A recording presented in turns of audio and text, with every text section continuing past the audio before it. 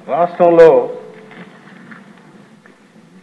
తమ ఉద్యోగ కల్పన కోసం ఎదురు చూస్తున్న లక్షలాది మంది నిరుద్యోగుల జీవితాలతో చెలమాడుకుంది, చెలగాటమాడింది గత ప్రభుత్వం. సంతలో పశువులను అమ్మినట్టుగా పోస్టులు అమ్మేశారు. మంత్రి గారి దృష్టిలో ఉందని అనుకుంటున్నాను. పాపం జగన్మోహన్ రెడ్డి గారికి ఇది పీనట్. ఏంటంటే ఒక డిప్యూటీ కలెక్టర్ పోస్టు 2.5 కోట్లు మాత్రమే, ఒక డిఎస్సి పోస్టు 1.5 కోట్లు మాత్రమే, ఒక 150 కోట్లే. పాపం మా వాడికి ఏముందా, ఇది పెద్ద పెట్ట 1000 కోట్లు దోసుకున్నాడికి ఇది లెక్కలేదు కాదు.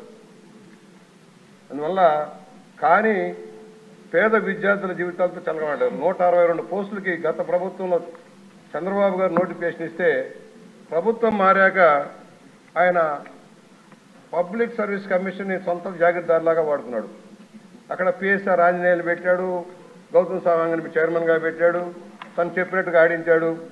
మూల్యాంకనంలో ఏదైతే ఉందో అత్యధిక మార్కులు వచ్చిన వాళ్ళు ఫెయిల్యూర్ అయ్యారు సార్. వాళ్ళకు ఉద్యోగాలు రాలే. ఇంటర్వ్యూలో మాత్రం టాప్ ర్యాంకింగ్ ఇచ్చారు. దానివల్ల బీసీ ఎస్సీలకు చాలా నష్టం జరిగింది. బీసీ ఎస్సీ ఎస్టీలకు చాలా నష్టం జరిగింది. మేము అడుగుతా ఉన్నాం, హైకోర్టు చెప్పింది మూల్యాంకనం చేసి కొత్తగా మీరు నిర్ణయం చేయమన్నారు. హాయ్లాండ్లో కూర్చొని నిర్ణయాలు చేశారు.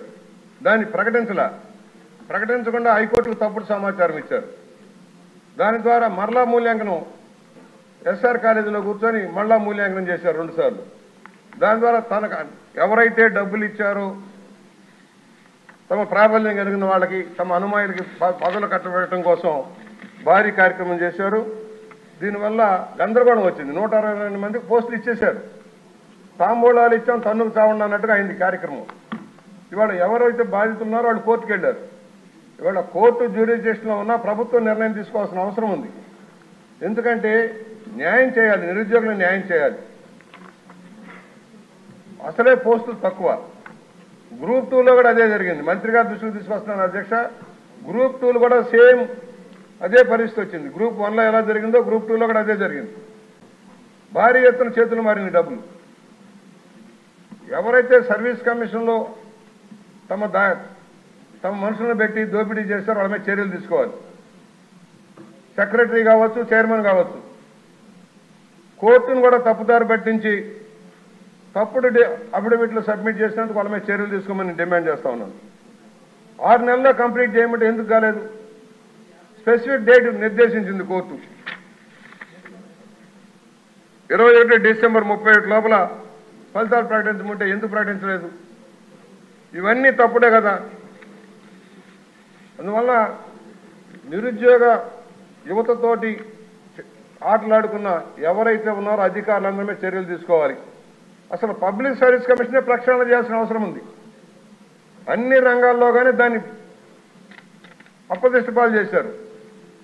యూపీబీఎస్లో ఎప్పటికప్పుడు మార్కులు కూడా ప్రకటిస్తారు అధ్యక్ష. ర్యాంకింగ్ మార్కులు ప్రకటిస్తారు. వీళ్ళు చేయలేలా. రెండోసారి చేసి అవసరమైన వాళ్ళకి మార్కులు వేసుకున్నారు. కనుక మంత్రి గారిని కోరేది 162 మంది అర్హత లేని వాళ్ళు ఎవరైతే వచ్చారో వాళ్ళు తొలగించడానికి ఎలాంటి చర్యలు చేపడతారు? కోర్టులో పెండింగ్ ఉందంటే కాదు. అందువల్ల గ్రూప్ 2లో ఏం జరిగిందో కూడా విచారణ చేయించండి. అసలు మొత్తం కూడా లిస్ట్ అంతా తెప్పించండి. ర్యాంకింగ్ ఎలా వచ్చింది, రాత పరీక్షలో ఎన్ని వచ్చినాయి, ఇంటర్వ్యూలో మార్కులు ఎలా పెరిగినాయి.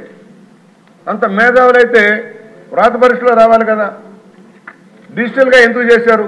మాన్యువల్గా చేసామని డిజిటల్గా ఎందుకు చేశారు? తమ అవసరాలు తీర్చుకోవడం కోసం, తమ మనుషుల్ని ఉద్యోగాల కల్పన కోసం చేసిన కార్యక్రమాన్ని ఒకసారి పరిశీలన చేయమని నేను కోరుతూ, ఇవాళ ఈ పబ్లిక్ సర్వీస్ కమిషన్ ప్రక్షాళన చేయమని మరోసారి మీ ద్వారా విజ్ఞప్తి చేస్తూ, కొన్ని నిర్ణయాలు సత్వరం జరగాల్సిన అవసరం ఉంది.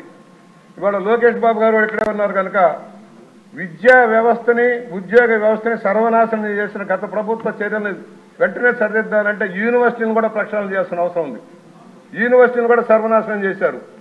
ఉద్యోగ కల్పన పబ్లిక్ సర్వీస్ కమిషన్ సర్వనాశనం చేశారు. వీటన్నిటి మీద దృష్టి సారించవలసిన విజ్ఞప్తి చేస్తున్నాను అధ్యక్ష. శ్రీనివాసరావు గారు.